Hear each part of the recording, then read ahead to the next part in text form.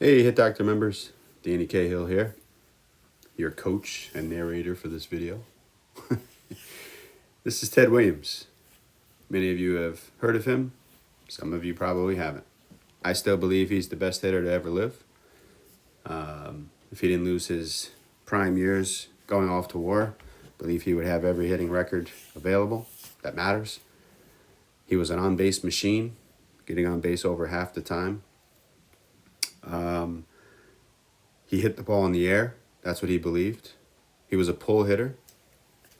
I believe he would have adapted to today's pitching without issue, and he would be the best hitter in today's game, just like he was back then.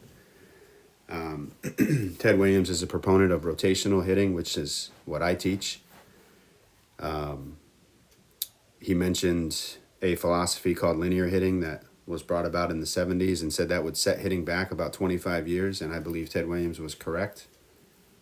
In the 70s, AstroTurf was created, so guys were starting to try to hit the ball lower on the ground so they would get on the turf and run into the gaps for doubles and triples, and I just believe that brought about a whole era of poor hitting mechanics. The guys that were able to use the rotational foundation and hit the ball lower for a high average. Guys like Wade Boggs, Tony Gwynn, Rod Carew, these types of hitters, they figured out how to be really productive, and they were all-time great hitters as well. But I believe that they left something behind in the way of power and production.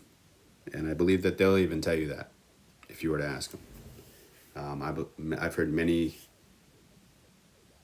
interviews with hitters like Boggs and even guys like Ichiro and Tony Gwynn, and they used to talk about how they would just hit home runs all day in practice, no problem, turning on the ball, and just in the games that wasn't their style, wasn't their philosophy. Well, I think it should have been. But they were still great hitters. I just believe that what Ted Williams was teaching was way before its time. I believe that today Ted Williams would have been revered.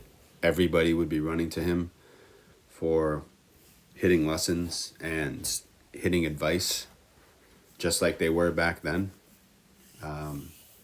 He was right. I think it's just a hard thing for people to understand, is that somebody that long ago could have been correct about what's happening in the swing. So anyways, here's some video evidence for you. It's one of my favorite videos. He's got his shirt off, so we get to see exactly what's happening. And the theme of this message really is about the core turn and how it is important to turn in sequence as you swing. Just a quick recap on the last video, or just a quick mention on the last video. You see his thumb there. That's going to be turning this way.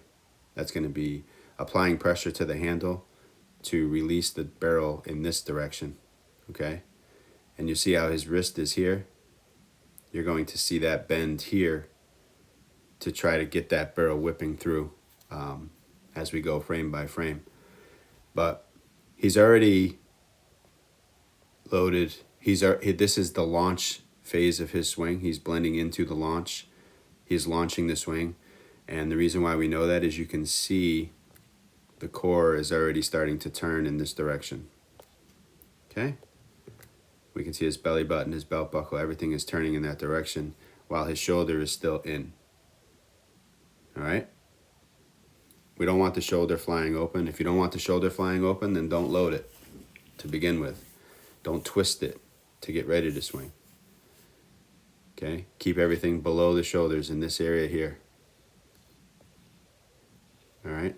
That's the core. So let's go to the next frame as he's launching his swing here. You can see there's continuing turning here in the core. Shoulder still hasn't gone out. You'll see that the rear elbow has come down. The front elbow has gone up, right? The barrel is getting turned behind him. because it's going to turn the corner and come through the zone. All right? You don't want to have a big arc radius here with your swing. Okay, that means you can't take your arms and push this way towards the catcher. You have to keep everything tight so that the turn is tight right here. All right? The radius of the arc of the swing is of supreme importance. So that's the reason why the turn is important. All right? And there's two turns happening here. The barrel is turning behind while the core is turning in front. Okay? So this is the turn behind the turn.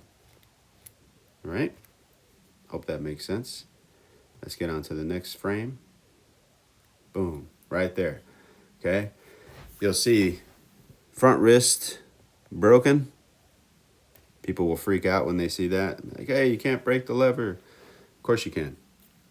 He is torquing the handle, and he is whipping the barrel into the ball from behind his back, right? Front side's all the way open, belly button's facing there, belt buckle's facing there, chest, everything is facing there, eyes are out front, head is up, okay, not down. We have our angles are all set, okay? You see this here. Let me clear this up a little bit. If you want to call it turning the triangle, there's the triangle that we just turned. Okay, in other words, the space is still remaining between his elbows. Just a great turn, quick, right? If I was to go backwards a little bit, you see where he was? Boom, right there. From here to here, right? Now we're gonna get through contact. Right there, he just hit the ball. That's why his arms are starting to extend, because he already made contact here. So your arms extend after contact, not before. Any extension that you use in your arms before contact is just you trying to push out to meet the ball. That's a mistake. Stay tight in your turn. Keep your arms and hands closer to your body. In this fashion right here. See how close his hands are to his body? And you see how his arms are bent?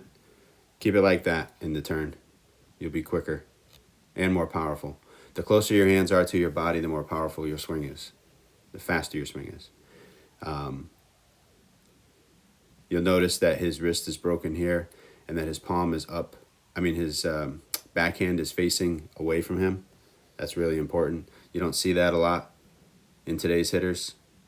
Okay? Remember I showed you in that video last time how you have to, the very first progression in the barrel turn series, where you make a muscle and you hold the ball, the connection ball between your bicep and your forearm, and then you just turn your palm, you turn your wrist. Okay, so your palm faces the pitcher. Well, this is it right here. You see where he gets to, right? Next frame. This is after contact. This is when he rolls.